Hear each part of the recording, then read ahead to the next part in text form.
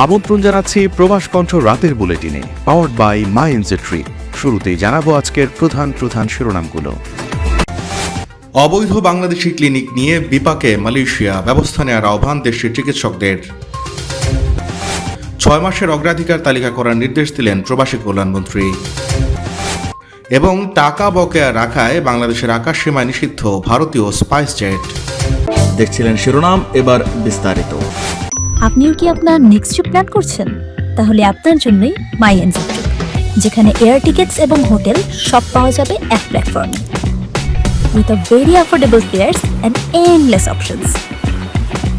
With my এনজেট্রি আপনার ভ্রমণ হবে একদম নিশ্চিন্তে। মালয়েশিয়ায় চিকিৎসক হিসেবে কাজ করতে হলে মেডিকেল কলেজ থেকে পাশ করার পর সরকার ও সংশ্লিষ্ট কর্তৃপক্ষের কাছ থেকে নিবন্ধন নিতে হয়। নিবন্ধন ছাড়া কোনো ব্যক্তি হাসপাতাল বা ব্যক্তিগতভাবে রোগী দেখলে তা অবৈধ হিসেবে গণ্য হয়। তবে সাম্প্রতিক সময়ে দেশটিতে অবস্থানরত কিছু বাংলাদেশি চিকিৎসক নন এমন ব্যক্তিদের মাধ্যমে রোগী দেখা, এমনকি অ্যান্টিবায়োটিক ও দীর্ঘমেয়াদী রোগের ওষুধ সরবরাহের ঘটনা সামনে এসেছে। বিষয়টি দেশটির স্বাস্থ্য ব্যবস্থাকে ঝুঁকির মুখে ফেলতে পারে বলে আশঙ্কা প্রকাশ করেছেন বিশেষজ্ঞরা। বাংলাদেশিদের পরিচালিত সব অবৈধ ক্লিনিক মালয়েশিয়ার স্বাস্থ্য ব্যবস্থায় সুদূর প্রসারী প্রভাব ফেলতে পারে বলে সতর্ক করেছে মালয়েশিয়া মেডিকেল অ্যাসোসিয়েশন। সংগঠনটির সভাপতি ডক্টর থিরুনাবুকরাস রাজু বৃহস্পতিবার এক বিবৃতিতে বলেন, রাজধানী কুয়ালালামপুরে অবৈধ ক্লিনিক গড়ে ওঠা অত্যন্ত উদ্বেগজনক। নিয়ম নীতির তোয়াক্কা না করে পরিচালিত এসব ক্লিনিক জনস্বাস্থ্যের জন্য গভীর হুমকি হয়ে উঠেছে। সম্প্রতি কুয়ালালামপুরের বাংলাদেশে অধ্যুষিত কোতারায়া এবং জালান তুনতান সিউসিন এলাকায় অভিযান চালিয়ে 9টি অবৈধ ক্লিনিকের সন্ধান পাওয়া যায়। সংশ্লিষ্ট সূত্র জানায়, ক্লিনিকগুলো বাংলাদেশিরাই পরিচালনা করছিলেন।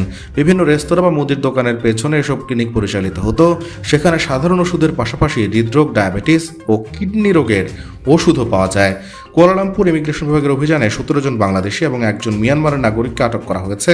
এ সময় বিপুল পরিমাণ অবৈধ ওষুধ জব্দ করা হয়। ডক্টর রাজু বলেন, মালয়েশিয়া মেডিকেল কাউন্সিলের নিবন্ধন ও বার্ষিক লাইসেন্স ছাড়া কোনো চিকিৎসক রোগী দেখতে পারেন না, অথচ এসব ক্লিনিকে অনিরাপদ উপায়ে চিকিৎসা সেবা দেওয়া হচ্ছিল।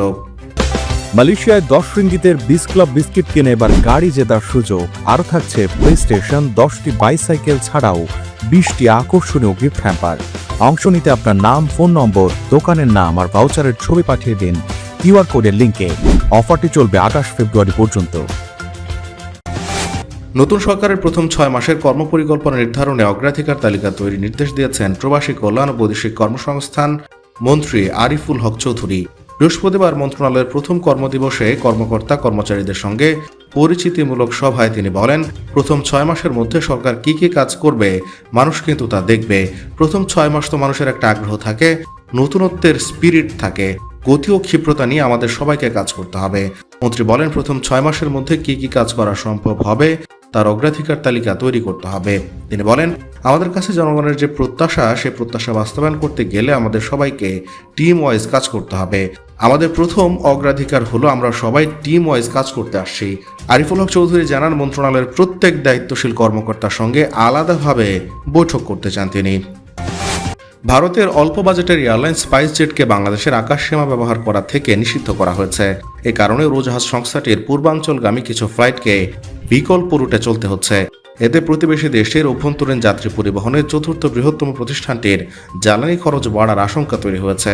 বকেয়া এয়ার নেভিগেশন চার্জ পরিশোধ না করায় সংস্থাটির বিরুদ্ধে ঢাকা এই পদক্ষেপ নিয়েছে বলে জানা গেছে।